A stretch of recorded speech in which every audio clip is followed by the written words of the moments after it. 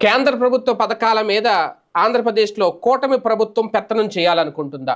అందుకే కొన్ని అంశాలు వెనక్కి వెళ్ళిపోతున్నాయి. కొన్ని స్కీములకు నిధులు మంజూరైనా సరే, ఏళ్లు గడుస్తున్నా సరే, వాటిని అమలు చేయడంలో మేనమేషాలు లెక్కిస్తోంది కూటమి ప్రభుత్వం. ఇందులో ప్రధానంగా కారణం ఏంటి అంటే, కూటమి ప్రభుత్వంలో ఉన్న మూడు పార్టీలు కూడా టెండర్లు తమ పార్టీ నాయకు సంబంధించిన వాడికే దక్కాలి, తమ అనుయాయులకే దక్కాలి అని తీసుకుంటున్న నిర్ణయాలు టెండర్లు రోజు రోజుకి వెనక్కి వెళ్ళిపోయి రోజులు నెలలు గడిచి ఏళ్లు దాటిపోతున్నాయి. ఇప్పుడు తాజాగా అన్నవరం రత్నగిరి కొండ మీద ఎప్పుడో రావాల్సిన ప్రసాద్ స్కీమ్, ఈ ప్రసాద్ స్కీమ్ ఏంటి అంటే pilgrimage rejuvenation and spiritual augmentation drive.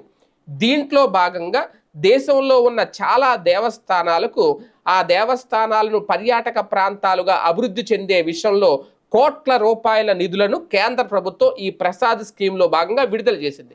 ఆ స్కీమ్లో భాగంగా అన్నవరం దేవస్థానానికి కూడా తమ దేవాలయాన్ని పర్యాటక ప్రాంతంగా మరింతగా అభివృద్ధి చేసే విషయంలో 100 కోట్లకు ప్రతిపాదన పంపితే దాన్ని 50 కోట్లకు అలాగే క్రమంగా 20 కోట్లకు కుదించి చివరికి కేంద్ర ప్రభుత్వం 20 కోట్ల రూపాయలు అయితే మంజూరు చేశారు. ఈ 20 కోట్ల రూపాయలు ఎలా వినియోగించుకోవాలి అంటే అక్కడ అన్నవరం కొండ మీద ఉన్న టీటీడీకి సంబంధించి ఉన్న స్థలంలో అక్కడ ఒక అన్నదాన సత్రానికి సంబంధించి 2 అంతస్తుల బిల్డింగ్ నిర్మాణం జరపాలి అనేది ఒక ప్రతిపాదన. ఈ 20 కోట్లలో దానికి 10 కోట్ల రూపాయలు కేటాయించాలి. అలాగే ప్రస్తుతం ఈ అన్నదాన భవనం ప్రస్తుతం ఉన్న భవనం ఏదైతే ఉందో దాని పక్కన ఒక క్యూ కాంప్లెక్స్ నిర్మించాలి. దానికి సంబంధించి 6 కోట్ల రూపాయలు వెచ్చించాలి. ఈ 20 కోట్లలో ఆల్రెడీ 20 కోట్లు మంజూరు అయ్యాయి ఈ ప్రసాద్ స్కీమ్లో భాగంగా. అక్కడికి 16 కోట్లు అవుతుంది. అయితే మిగిలిన డబ్బు ఏం చేయాలి అంటే అక్కడ ప్రకాష్ సదన్ అనే భవనం ఉంది, దాని వెనకాల ప్రస్తుతం ఒక పార్కింగ్ ప్లేస్ ఉంది. ఆ ప్లేసులో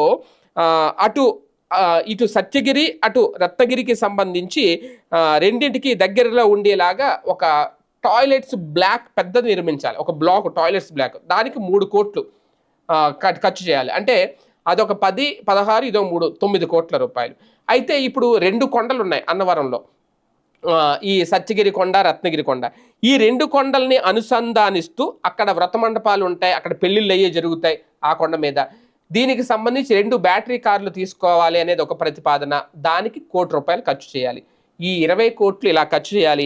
అయితే దీనికి సంబంధించి ఇప్పటికే ఈ ప్రసాద్ పనులకు సంబంధించి టెండర్లను పిలవాలి. గత ఏడాది అక్టోబర్న 9న 2 ప్యాకేజీలుగా టెండర్లు పిలిచారు. మొత్తం 12 మంది కాంట్రాక్టర్లు 2 టెండర్లు దాఖలు చేశారు. 12 మంది కాంట్రాక్టర్లు టెండర్లు దాఖలు చేశారు. వీటిని అదే నెల 25న ఖరారు చేయాల్సి ఉంది. కానీ కూటమి సర్కారు ఆ పని ఇప్పటివరకు పూర్తి చేయలేదు. చివరికి గత డిసెంబర్లో ఆ టెండర్లని రద్దు చేసేశారు.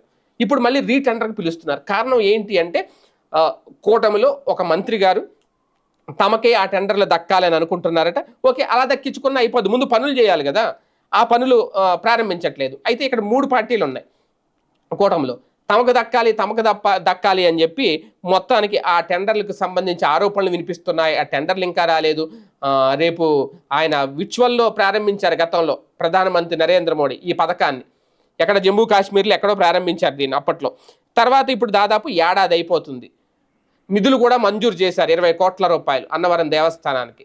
ఆ నిధులు అలాగే మురుగుతున్నాయి, కానీ వాటిని ఇంకా వాడుకోవట్లేదు. కారణం ఈ టెండర్లు. ఇప్పుడు ఏమన్నా అంటే ఎన్నికల కోడ్ ఉందని చెప్తున్నారు. ఇప్పుడు ఎమ్మెల్సీ ఎన్నికల కోడ్. మరి ఇన్ని రోజులు ఏం చేశారు? ఇప్పుడు ఈ ఎన్నికల కోడ్ వల్ల ఆగిపోయినాయి. ఇంకెప్పుడు దీన్ని అంటే దేవస్థానాల అభివృద్ధికి సంబంధించి కేంద్ర ప్రభుత్వం కొన్ని పథకాలు పెట్టి, కొన్ని స్కీములు పెట్టి కోట్ల రూపాయలు విడుదల చేస్తుంటే దాన్ని అధికారంలో ఉన్న ప్రభుత్వాలు వాడుకోలేకపోతున్నాయి. తమ పార్టీల రాజకీయాల వల్ల ఆ డెవలప్మెంట్ అనేది పూర్తిగా పక్కకి వెళ్ళిపోతుంది. మరి దీన్ని ఎవరు పట్టించుకుంటారు? సనాతన ధర్మం పేరుతో మొత్తం ఆలయాలు పరిరక్షణ, లేదంటే ధర్మాన్ని పరిరక్షించాలి అని కోరుకునే పవన్ కళ్యాణ్ గారి దృష్టికి ఈ విషయం వెళ్ళిందా లేదో తెలియదు. కానీ ఇప్పుడు మాత్రం వైసీపీ ఈ అంశాన్ని అయితే రేజ్ చేస్తోంది. సాక్షి పత్రికలు కూడా దీన్ని ప్రధానంగా హైలైట్ చేస్తున్నాయి. మరి దీన్ని వాస్తవాలు గ్రహించి ఇమీడియట్గా దీని మీద ఒక నిర్ణయం తీసుకోకపోతే ఆ 20 కోట్ల మాట ఏంటి, లేదంటే మళ్ళీ టెండర్లు పిలుస్తారా, మళ్ళీ టెండర్లు పిలిచి ఇమీడియట్గా పనులు స్టార్ట్ చేస్తారా ఏంటనేది కేంద్రం కూడా దీని మీద దృష్టి సారించాల్సిన అవసరం ఉంది.